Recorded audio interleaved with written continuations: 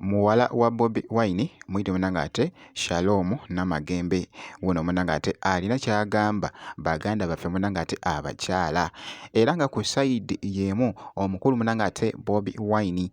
nabyo ngenda kubeera nga mbikutuusaako olabe munanga ate Bobi Wine ali kuki munanga ate eside eno so nga ate omukyala munanga ate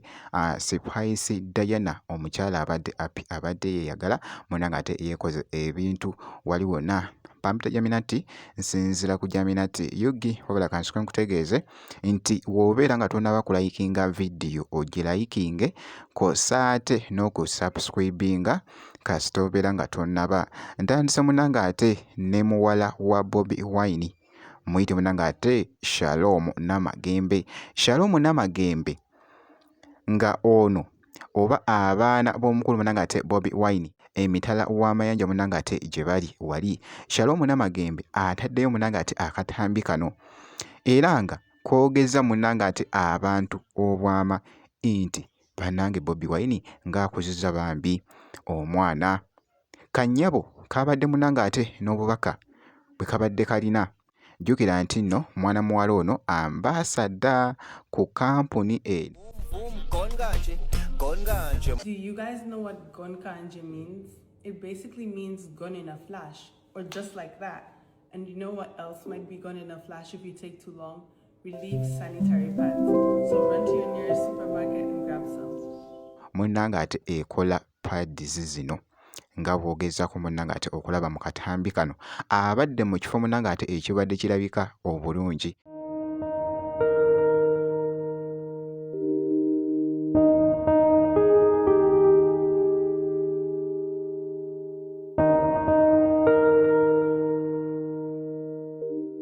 Nga Shalom Namagembe nga akakasa munnange kaakati nno mu kaseera kali baganda baffe munanga ate abakyala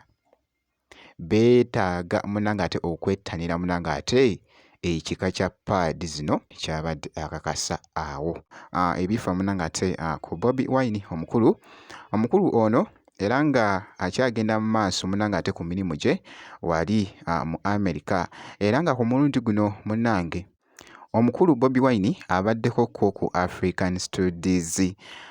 Center University of Michigan muganda wange kibadde kikambwe wabula abadde munanga ate ku Fireside Chat kabeera kanyomero ebeera podcast era nga esinzira munanga ate mu America era nga ba celebrity abantu abanene munanga ate bakyazibwa munanga ate mu kifo kino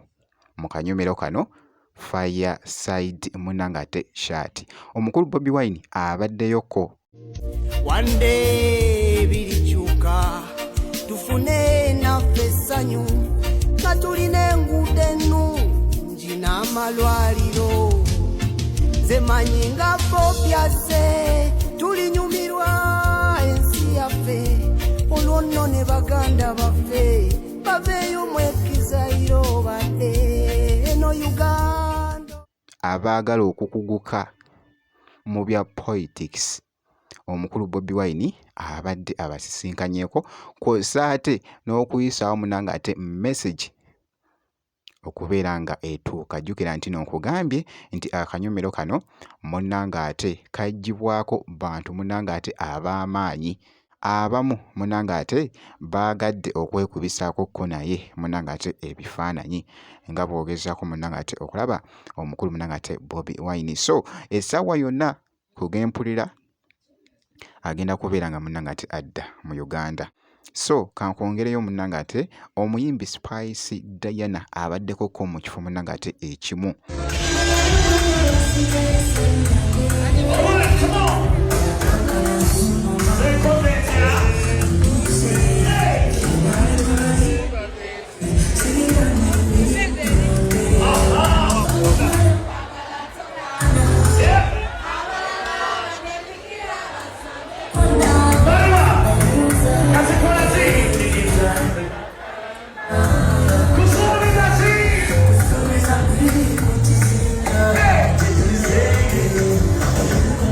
Oh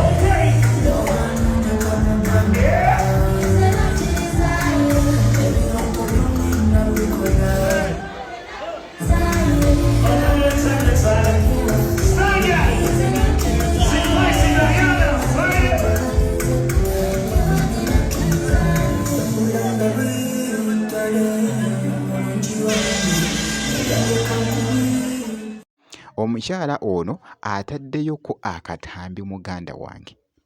ng'ali mu enjoyment wali ng'akutte munnange ate giraasi ye ebaddemu ebyokunywa bye nga bw'ogezaako okulaba omukyala munnange ate Spice ku sayidi y'emu abaddeko munnange ate ku MTN free yo fire abaddeyoko era nga munnange ate abawagizi be babadde happy okumulabako ku bimu ebifaananyi munnange ate Spice Diana byavudde munnange ate n'asharinga era nga bw'ogezaako munnange ate okubiraba omuyimbi munnange ate Spice ky'olina okukola obutasubwa munnange ate bitambula ku Spice Diana kukakasa nti osubscribinga